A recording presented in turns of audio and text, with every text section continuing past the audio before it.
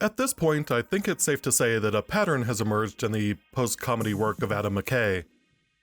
The writer of such Will Ferrell hits as Anchorman, Talladega Nights, and Step Brothers has become one of Hollywood's most unapologetically political acid-pen satirists. McKay's targets have included the 2008 housing crisis, former Vice President Dick Cheney, and a legal liability-friendly version of the Murdochs. Yeah. Time for the blood sacrifice. But as McKay's oeuvre expands, a common thesis has bubbled to the surface. Boy, everyone is stupid except me. For his 2022 class satire The Menu, McKay only had to travel down the hall to Succession writer Will Tracy and former Onion writer Seth Rice. Succession is, of course, a biting satire about the ultra-rich, and The Menu is a stylistic and thematic cousin to that show. The difference is that while Succession focuses on the corrosive aspects of media ownership, The Menu focuses on its production and its consumption. And that is why you are likely one of the targets of the satire.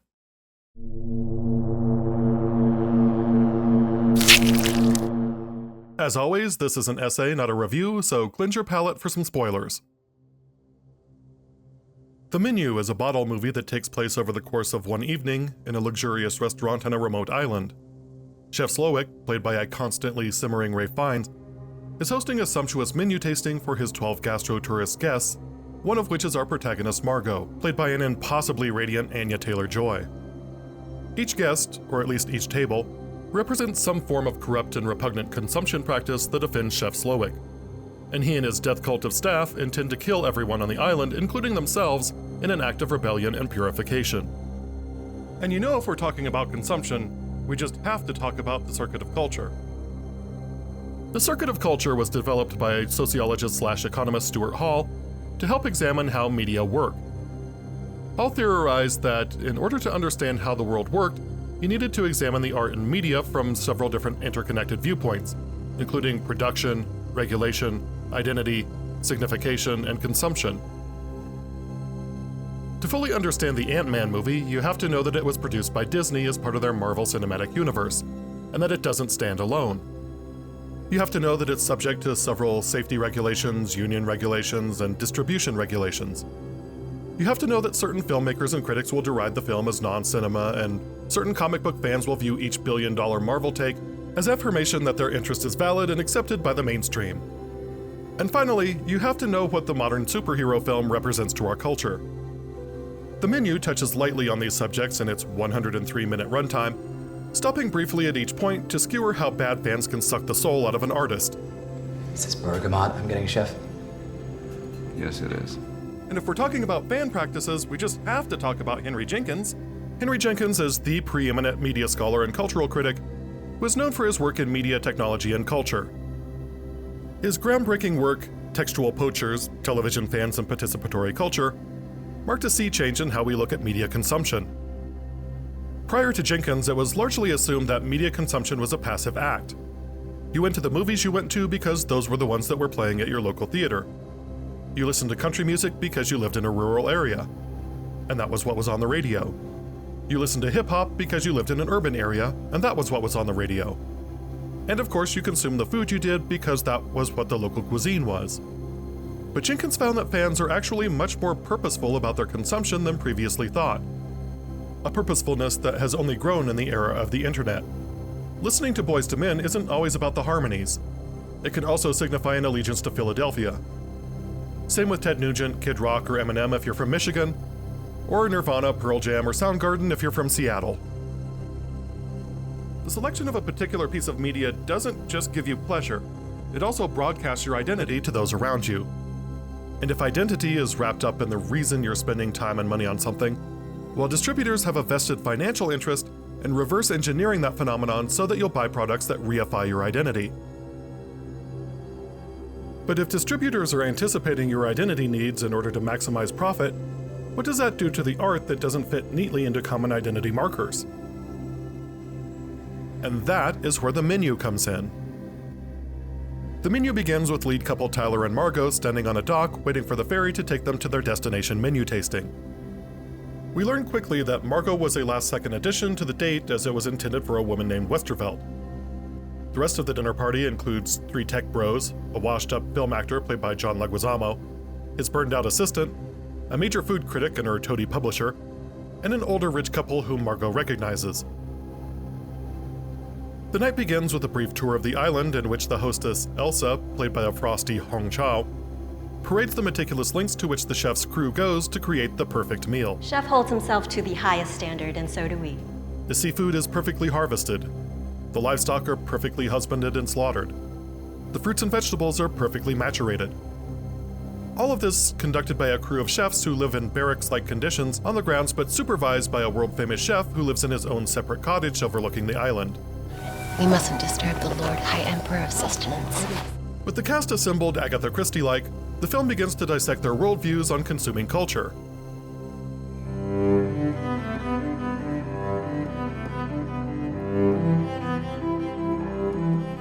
Margot serves as the audience insert character for the film. She's clearly established as the outsider to this culture, and she behaves as many of us would when we don't understand something, with a sense of dismissive ethnocentrism. Reached the base camp of Mount Bullshit. Margot, will come to learn, doesn't belong here in more ways than one. We gel. She's not only not a foodie, she's not rich either. In fact, she's an escort. A high-end escort for high-end clients, but clearly not part of the rarefied heir herself. This is an additional aspect of the night that makes her feel out of place, and she compensates for this by leaning into her identity as a normie and deriding everything that is going on, even as Tyler tries to educate her on how to enjoy oysters and the uses of a Paco jet. Not helping matters is that the staff seems actively annoyed that she's there. The chef gives her an incredulous glare, and Elsa curtly pulls her jacket out from under her. Simply, she's not even sitting correctly. Margot asks Tyler if it's okay that she's not as into all this as he is, and he gleefully responds that he's with the coolest girl here. Taylor explains to her the importance of cuisine culture, and she begins to appreciate, if not delight in the idea. The bridge is brief and fleeting though, as Margot tries to connect what's going on with her personal experience, and Tyler immediately cuts her off in favor of talking about himself. The nicest restaurant in my hometown. You don't think Chef's mad at me, right? Although we haven't learned the secret that Margot is an escort yet, she does tip her hand when she explains to Tyler that experience is transactional. Tyler, you're the customer. You're paying him to serve you. It doesn't really matter whether he likes you or not. He's the customer and the chef is the producer. That's the extent of their relationship. In Margot's profession, personal relationships are a net negative. Transactional relationships are the norm. However, over the course of the film, Margot forms a sort of bond, or at least understanding, with Chef Slowik. You thought I couldn't tell? Oh, I know a fellow service industry worker when I see one. Both Margot and Slowik provide experiences to their clients, and both of them have come to hate the work that they do because of the way that they are dehumanized. Do you enjoy providing your services? I used to. Do you enjoy providing yours? I haven't desired to cook for someone in ages. And one does miss that feeling. Margot isn't a cool girl like Tyler describes her. She's playing a role. Slowik isn't an artistic chef, he's a commodity to be purchased. Slowik's view of the world is a binary. There are producers and there are consumers. There are the shit shovelers and the bad customers. The proletariat and the bourgeoisie. Us and them. Slowik sees Margot as a fellow shit shoveler, a provider of experiences, and thus belonging to the staff. I'll take a break between courses, and that is how long you have to decide. It's our side or theirs. At first, Margot is hesitant. She knows that she doesn't belong with Tyler and the rich people, but Slowik's violent methods don't suit her either. Her class sympathies may lie with him, but he is open about how he's going to murder everyone, and that creates a moral question in Margot's mind. Margot recedes into this moral purgatory through the next 10 minutes of the film, until Chef Slowik springs a surprise on her. So you hired her knowing she'd die? Yes. It's a demonstration of just how little he values her as a person. She's not a person. To Tyler, she's just a prostitute. In RPI. Yeah, that's incident, no real person involved. That means it's a sex worker or a migrant worker. No real person involved. This seems almost cartoonishly evil on Tyler's part and in the DC episode of Succession. But it's worth noting that only a few days before this was written, the NFL nearly continued a football game in which one of its players nearly died on the field because they wanted the advertising revenue. No real person involved. Upon Tyler's death, Chef Slowik tells Margot that she's been freed as well. To this, there is a double meaning. Of course, he means that she is no longer beholden to Tyler's whims and scolding, but he also implicitly means that she is no longer bound by a sense of moral duty to the lives of these rich people. Tyler, after all, tried to kill her with the invitation. It's here where Slowik gives her one more test, which she fails. The chef tasks her with retrieving a barrel, but Margot instead breaks into his house to call for help. But first, she is pitted against Elsa, who tries to kill Margot for taking her place. This was an intentional act by Slowik, informing Margot that Elsa had failed him in the first place and preying upon her pride. In the end, Elsa falls victim to that same Paco jet.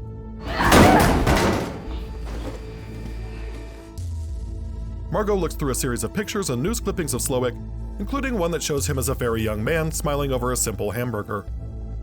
When Margot's attempt to rescue them fails, Chef banishes her and explains that this is his revolution for freedom. Killing them all is his way out. That silence means I'm free. It is here where Margot pairs her own experience with his and connects to the chef in a real human sense. At the beginning of the film, she was dismissive of the whole experience. She didn't understand it. She saw it as foreign and therefore beneath her, an exercise in pretension. Is he gonna keep doing that? But revealing to Chef Slowik that she once enjoyed providing pleasurable experiences for people opened up the chef to be able to reveal that he also once enjoyed providing pleasurable experiences. Even though his art is not her art, she understands how someone could have something they enjoy be so corrupted. This is revealed to her through one word in Slowik's speech. I am a monster. No, was a monster.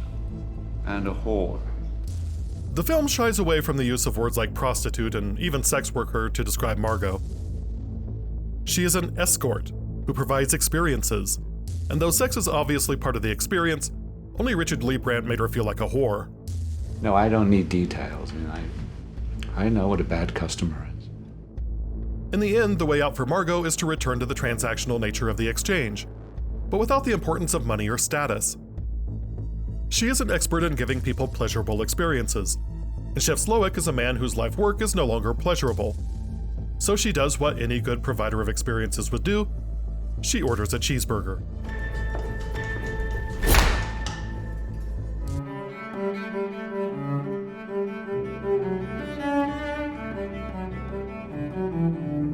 The tech bros are the least dense to analyze. They earn new money, so they don't view themselves as being entitled. They see themselves as earners, unlike the old money Lee Brandts. The tech bros are most marked by the concept of conspicuous consumption. So named by economist/sociologist Thorstein Veblen in the late 19th century, conspicuous consumption is the act of buying and displaying luxury services so that you can gain social status. The item itself is irrelevant. The status that owning it or being able to obtain it is the important thing. This is Wade Boggs' autographed bat. I just barely outbid Phil Donahue for that at auction. Wow, cool. Yeah, cool. These boxing gloves were worn by Joe Louis in his first fight. This is art. Get it? An average drinker is probably going to be fine with a bottle of Milagro Silver or Patron if they're feeling saucy. For some, though, the idea that the 925 Diamante is $3.5 million per bottle creates a barrier that makes it worth the purchase. As you might suspect, this is not a tequila that you use when you're having a Super Bowl party. This is a tequila that you display to show that you have $3.5 million to blow on a 1.3-liter tequila bottle. Is there any science that says that a bottle made of pure platinum makes the tequila taste sweeter? Or that encrusting it with 4,100 white diamonds preserves it any longer? Of course not. The beauty of it is that it signifies to people that you are obscenely wealthy. Opulence is more than just shimmer and sparkle. There's a social context for it. It generally means something. Why does Donald Trump's apartment look like Liberace married a Turkmenistani dictator and moved into a cheesecake factory? Well, because he's trying to send a message. Maybe to the world? maybe to himself. He's saying, "Behold, I am a winner, a very stable genius with one of the highest IQs." Similarly, the bro table enjoy their status. They ignore the chef's artist statement about the bread and try to bully the staff into running things their way. They try to use their connections to the restaurant's owner, Doug Varick, to intimidate Slowick. They don't care about the restaurant, its experience, or the art of cuisine. It's just about the status. I've had shellfish just as good with my chef at home, Ricardo. And even though we don't get to meet Doug Varick as part of the group, his sin is perhaps the most egregious. He would even request substitutions, despite the fact that there are no substitutions at all. It's this vulgar display of consumption that dooms the Tech Bros table and their boss, angel investor Doug Varick, because none of them are interested in the restaurant staff or Chef Slowick as people. They are commodities to be purchased and displayed for their friends. Whatever, at least we can say we've been here, right?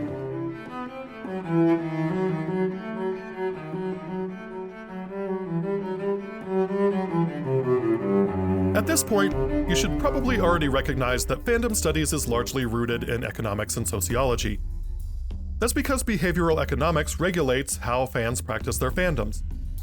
In the production notes for the film, Tyler's character is referred to as the foodie, a culinary obsessive who thinks he knows far more about fine dining than he actually does.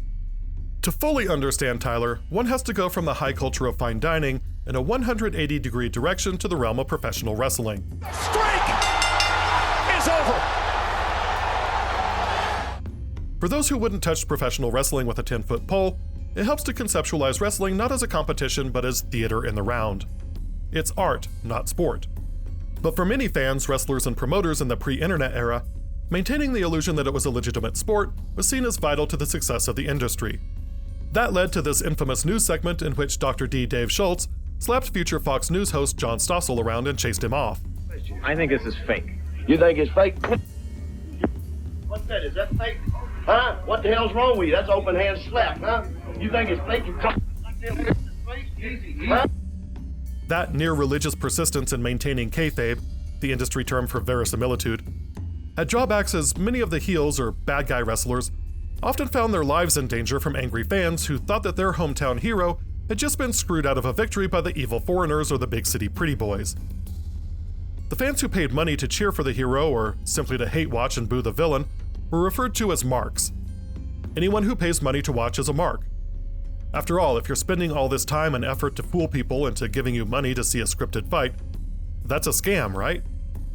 And the people who pay money to get scammed are marks. No, George, you blew the gaff. I have? Yes. Told you a squirt gun wouldn't work. A squirt gun would have worked. You didn't have to fill it. What, am I gonna threaten someone with an empty gun? Well, a subset of fans began to emerge in the early 1990s with the prevalence of the internet. These were fans who were aware that wrestling was scripted and still paid the money anyway. For them, the intrigue was not which side would win, but what that win signaled for the direction of the company, how well the wrestlers worked together to produce a compelling storyline, and what the backstage gossip was. Behind the scenes, wrestlers and fans referred to people who knew that the performance was an act and not a competition as smartened up or smart to the business. And since these fans were spending money and time anyway, they were still marks, so they became known as smart marks. Being a smart mark meant spending a lot of time reading backstage magazines, or dirt sheets, talking in fledgling online forums, and trading VHS tapes for obscure matches from Mexico, Japan, and lost territorial footage. But if you've ever been a casual fan of something and sat with a superfan, you know that we can be insufferable. Oh, Lars and the rest of the band, they fucking hated each other, brah, and they still cranked out the best album. Oh, this means we're getting Darkseid. See, Darkseid is... A parsec is a unit of distance, not time, so you knew Han Solo was full of shit. It was a brilliant line by Lucas. Real character building. Not a whole lot of people caught that, though. Oh, this means we're getting Kang the Conqueror. See, Kang is... Yeah, I know. I'll let you watch the scene. Just watch this. Shh. That's not a real T-Rex. That's part CGI, part animatronic. It was created by this guy named Phil Tippett. Oh, that extra? That's probably Mephisto. See, Mephisto is... This is not to say that there's anything wrong with being an obsessive superfan of something. The word fan is short for fanatic after all. But there can be communication problems between two people who have differing levels of interest in the same cultural property. You've probably also been on the other side of that coin. showing someone your favorite pop culture property only to have them not enjoy it properly. For wrestlers and promoters, smart marks, while obsessively loyal to the industry, are also a giant pain in the ass for one counterintuitive reason that few scholars, market analysts, or fans seem to get. The more of a fan you are of a particular thing, the less you like of that thing. Real knowledge is not information. It takes a matter of information and experience together that make real knowledge. So you have a bunch of people, fans, that now have access and are privy to information, but have no actual experience. This is Tyler's effect on the chef's profession, and it is the sin that he pays for. You are why the mystery has been drained from our art. Tyler instructs Margot that she's eating the oyster incorrectly instead of just letting her enjoy it on her own terms. He explains to her what a Paco jet is and lets her know that he has one. But why? Why would a man who can't wrangle a +1 to the most luxurious restaurant in the world need a $7,000 industrial micro-puree machine for himself? For the same reason someone would spend $2,400 for a tasting on an island excursion, or $3.5 million per bottle of 925 Le Diamante tequila, or whatever the deposit for an evening with Margot would be. Conspicuous consumption isn't just about displaying wealth, it's about displaying identity. And Tyler needs everyone to know that he is the smartest, most charming man in the room, because Tyler needs to be liked. Margot briefly calls him out on this when they sit down. You're the customer. You're paying him to serve you. Doesn't really matter whether he likes you or not. And while everyone should be able to expect kind and courteous treatment, the idea that you should expect genuine respect and affection from someone in the service industry when they don't even know who you are is some low-grade narcissistic bullshit. This kind of attitude on Tyler's part is born out of what psychologists and media studies scholars call parasocial relationships. It's when we feel like we have a relationship with a celebrity or public figure because we experience their lives and performances so frequently. But of course, they have no idea that we exist. Pretty sure he doesn't even know about your existence. And when Chef Slowik reveals that all of Tyler's trivia knowledge is nothing without the experience of being in the kitchen, and he does it in front of everyone, Tyler is humiliated and broken. Like the smart fan who explains to their casual fan friend what blading is, or how to take a bump to minimize your injury, or how the referee has given the wrestlers the go-home signal. Tyler's desire to display the knowledge without earning it through the work has ruined the mystery of the art.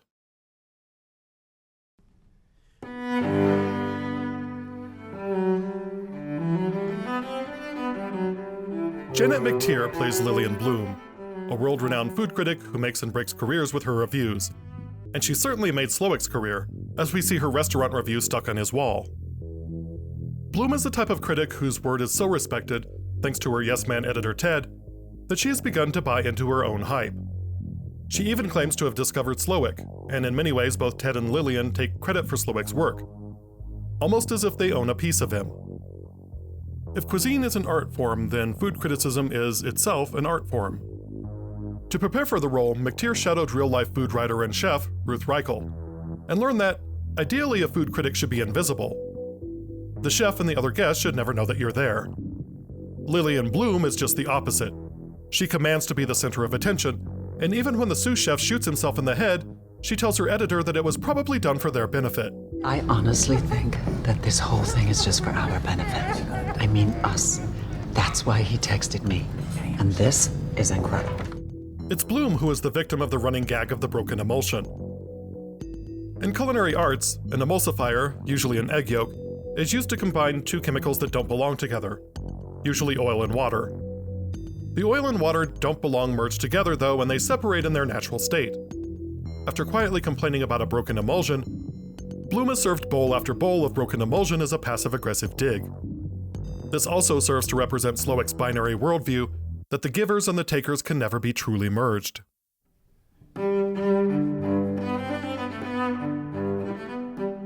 John Leguizamo's character, whose real name is Damien Garcia but who uses the travel name Mr. Diaz, is one character that many viewers struggle with in terms of his sin. Yes, he seems like a fame-obsessed douchebag, but so what?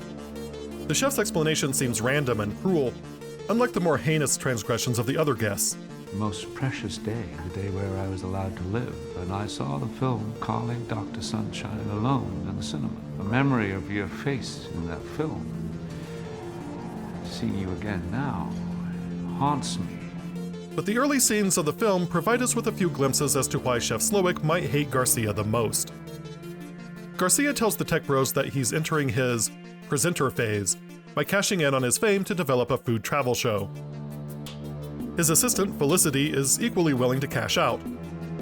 Her mother is a studio exec, so she's just paying her dues by being an assistant to Garcia, but ultimately she sees that he's on the downslope of a middling career. Her dynamic with Damien resembles that of sous chef Catherine and Chef Slowik. She constantly has to manage his ego. It's implied that Garcia was once more of a serious actor than he is now. When we meet him, he's insecure about his fame, pleasantly noting to Felicity that he was recognized and admonishing her for using his real name to make the reservation, potentially triggering the paparazzi. At some point, it went from being about the art of acting to the status and wealth that goes along with being a movie star. You know him, right? I made that up. Why? Because I'm a name-dropping whore, that's why, okay? And then came Calling Dr. Sunshine, the much maligned film that Garcia cashed a paycheck for. As he tells Slowik in his defense, he didn't write or direct the film, he just didn't care that it was a piece of crap. It was a paycheck. This was the trigger for Slowik. If he recognizes a fellow service worker when he sees one, he certainly recognizes a fellow whore. What happens to an artist when he loses his purpose? It's pitiful.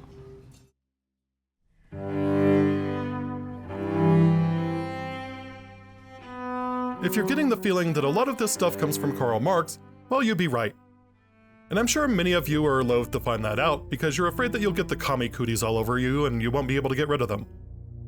But the thing is, you could burn all of the Karl Marx books, ban him from being taught in colleges all across the Western Hemisphere, and fire anyone who mentions his name.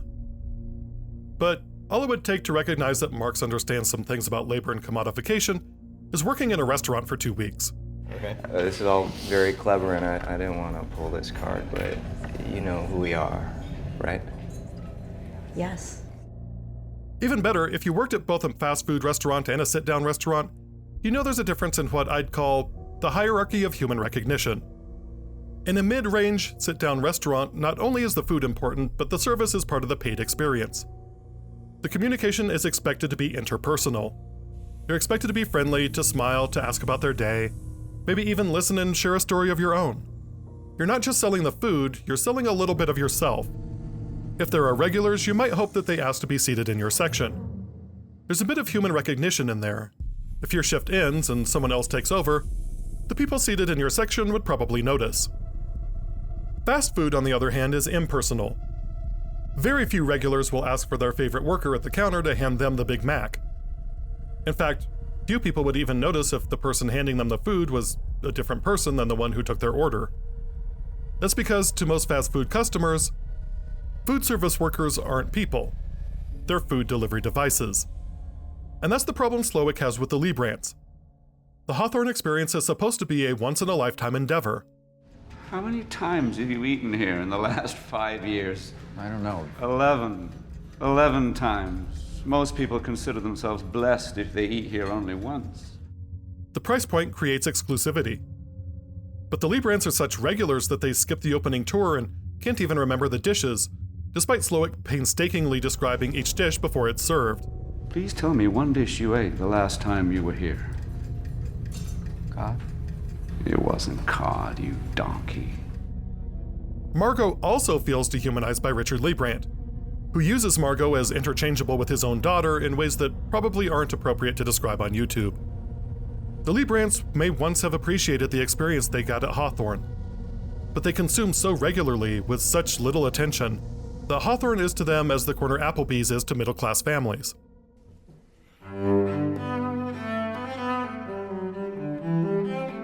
There is a moment in the middle of the film when Margot breaks into the chef's house in which she sees a newspaper clipping. Chef Slowik was then a star on the rise at a restaurant called Tantalus. In Greek mythology, Tantalus was one of the many children of Zeus. Tantalus was a king in the human world, but he was so close to the gods that they allowed him to feast with them and to share in their secrets. Tantalus would wind up abusing that position in the eyes of the gods when he gave his mortal human subjects the nectar and ambrosia from the heavens. He also killed his own son, Pelops, and fed him to the gods in order to test their powers of observation. As punishment, Tantalus was submerged in water up to his neck, with fruit hanging just above his head. But anytime he dipped his head for a drink of water, the water would recede, and anytime he reached for the fruit, the wind would waft it away, just out of reach. Hence the term tantalizing. You will eat less than you desire and more than you deserve.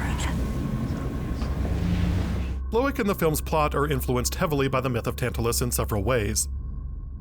While Slowick doesn't feed his son to the gods to test their powers of observation, he does sacrifice his metaphorical son in sous chef Jeremy, and many of his guests aren't sure what they just saw is real.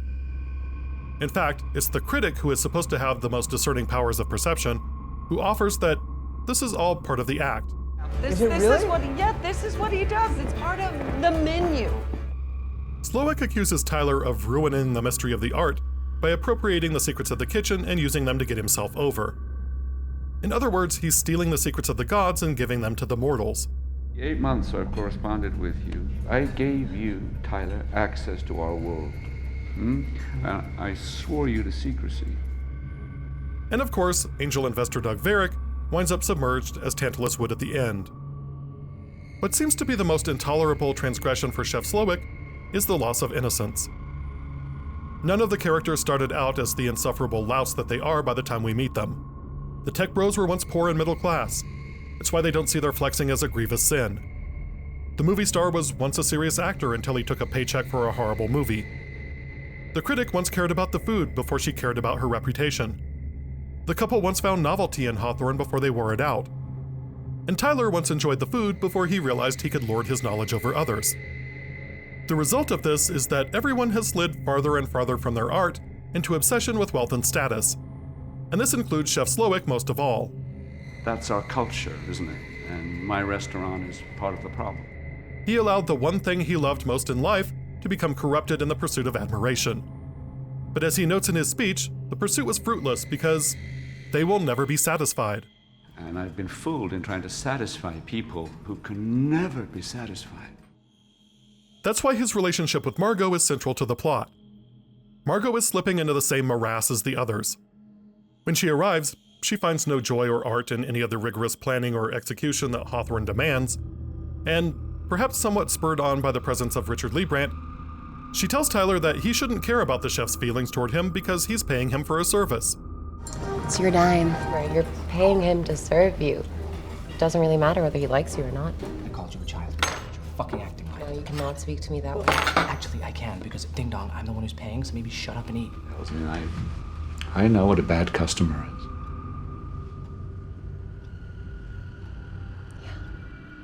You know what I'd really like? Tell me. A cheeseburger.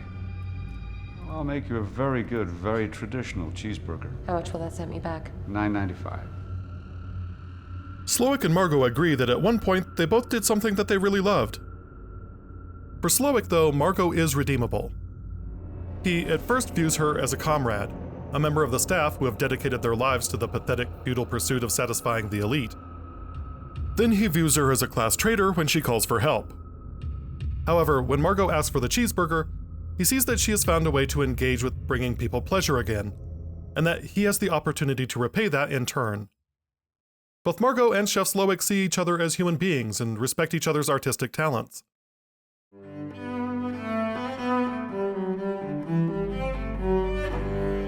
In the end, the commodification of art places a barrier between us and engagement with the art and the artist. Art appreciation becomes shameless self-promotion. Very little of the labor and passion that goes into the production of a text gets seen from the consumption side of the fence. I know I do it, and you probably do it too. In fact, if you're watching this, you probably see a lot of Tyler in yourself. It's the way that Adam McKay and this film see you, but hopefully you'll push yourself to be a little bit more Margot. The Menu is a film that recognizes this alienation and, through the satirical lens pointed at high-end dining, says a lot about the commodification of art, the caustic effects of chasing clout, and the toxic behaviors that can arise in fandoms. And the hard fact is, that's how our system of societal and fan hierarchies is designed.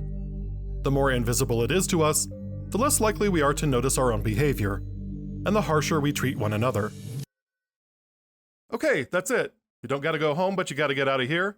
Remember to like, share, subscribe, stay warm, stay safe, turn your shopping carts, wash your hands, hug a local artist, with their consent of course, and I'll see you next time.